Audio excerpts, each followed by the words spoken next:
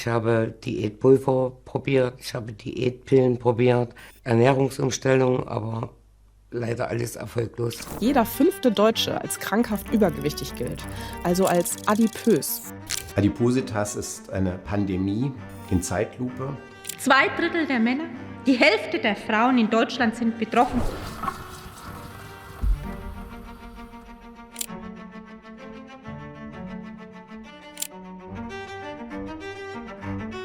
Es ist nicht Ihre Schuld. Es ist nicht deine Schuld. It's not your fault.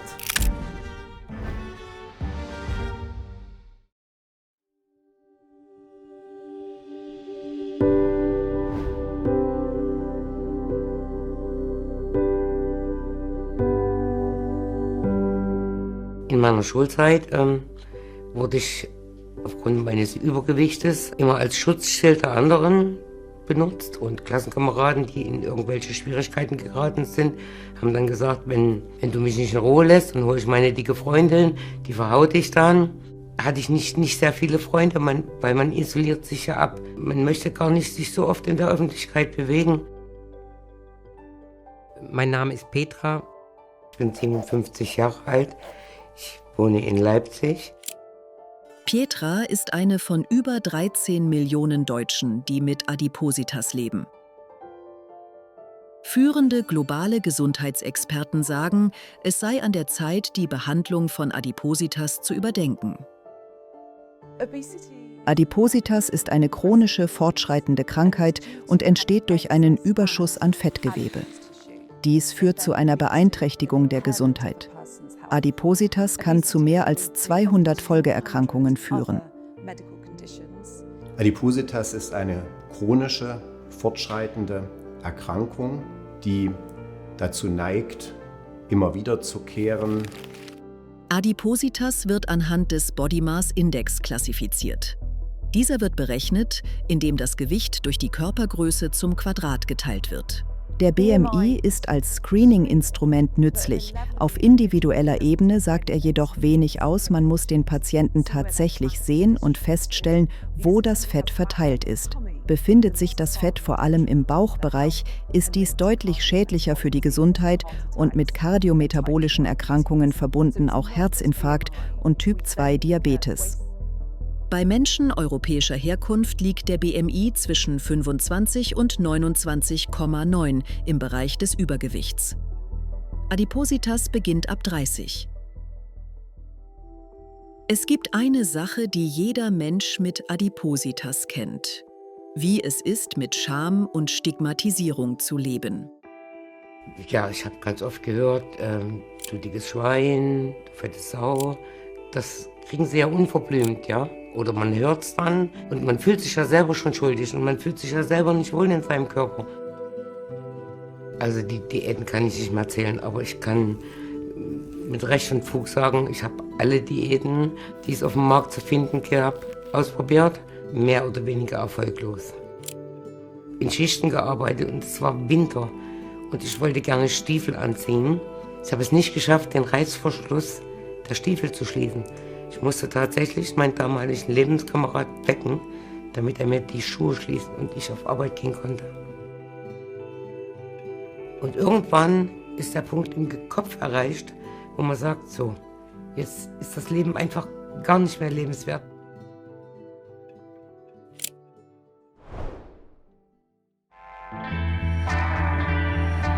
Als die Welt sich vom Trauma des Zweiten Weltkriegs erholte, brach ein neues Zeitalter des Überflusses an.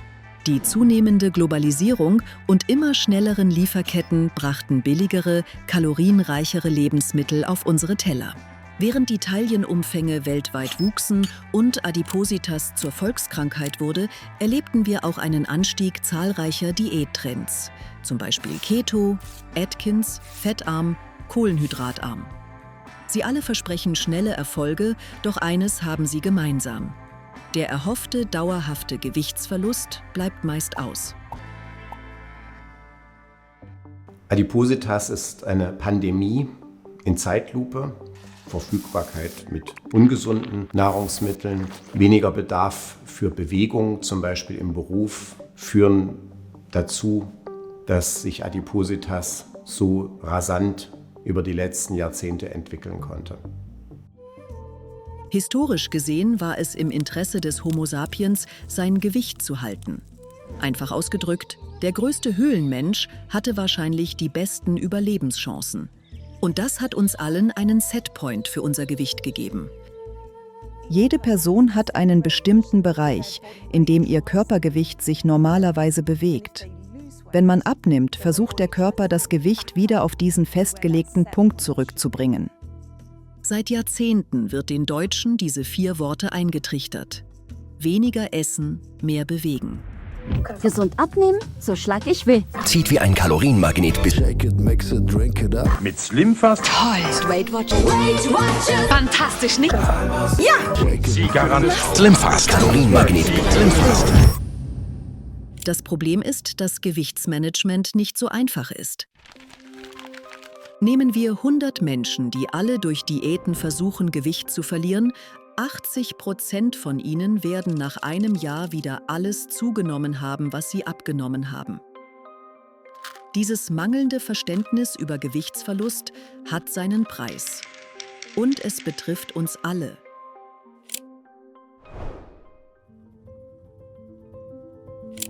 Jährlich sterben weltweit rund 5 Millionen Menschen an den Folgen von übergewichtsbedingten Erkrankungen.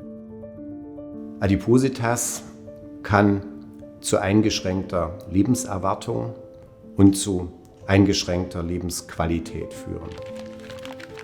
Übergewicht erhöht das Risiko für koronare Herzkrankheiten um 69%, für Bluthochdruck um 113% und für Typ-2-Diabetes um 243%.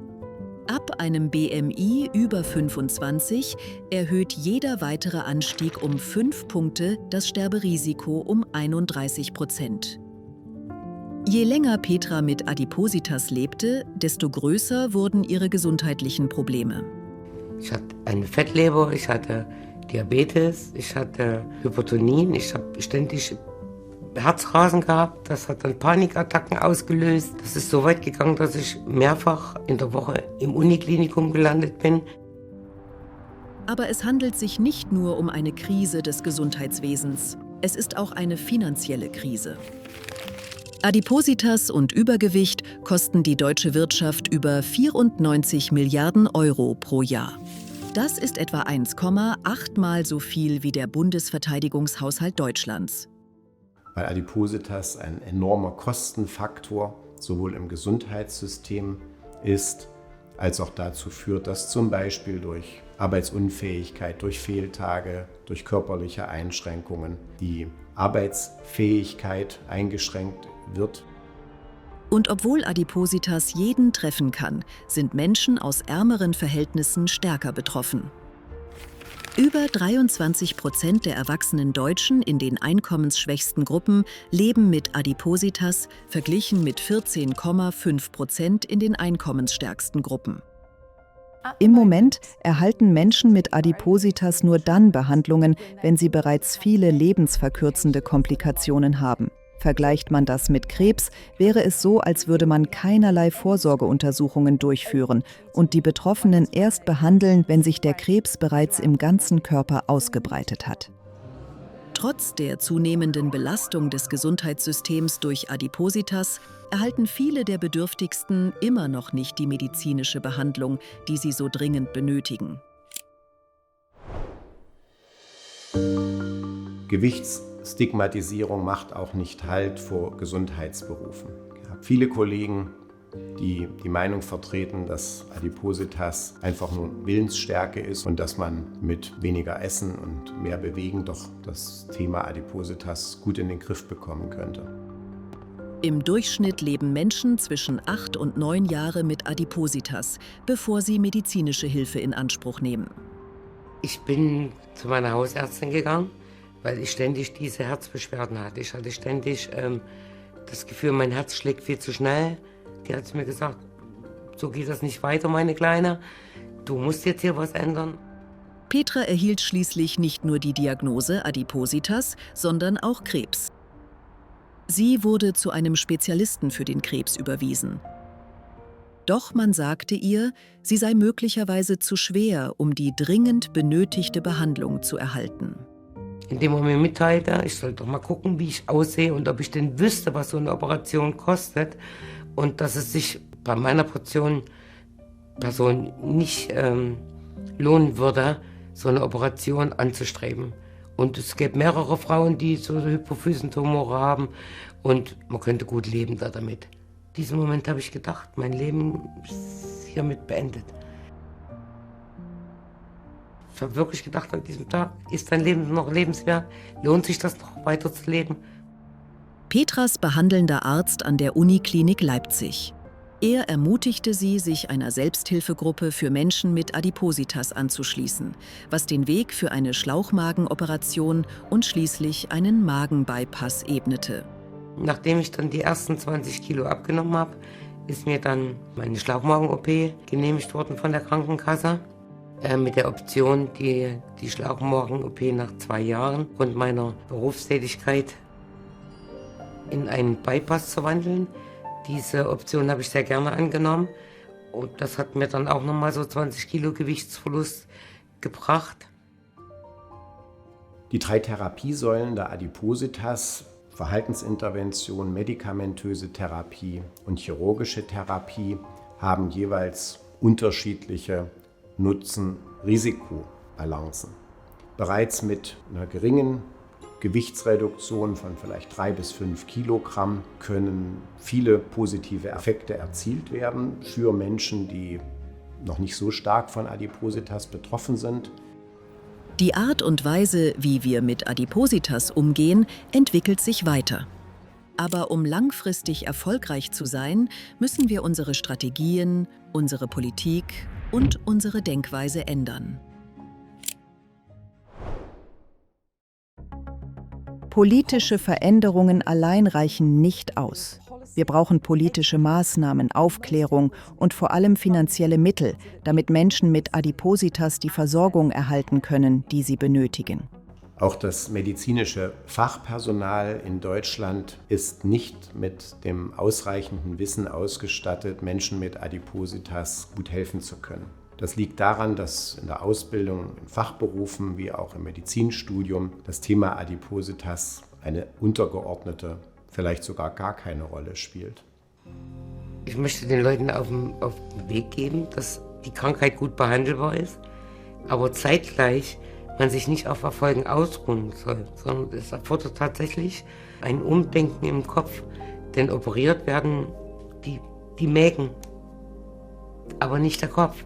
Und ich kann es nur jedem sagen, kämpft dafür, es lohnt sich wirklich.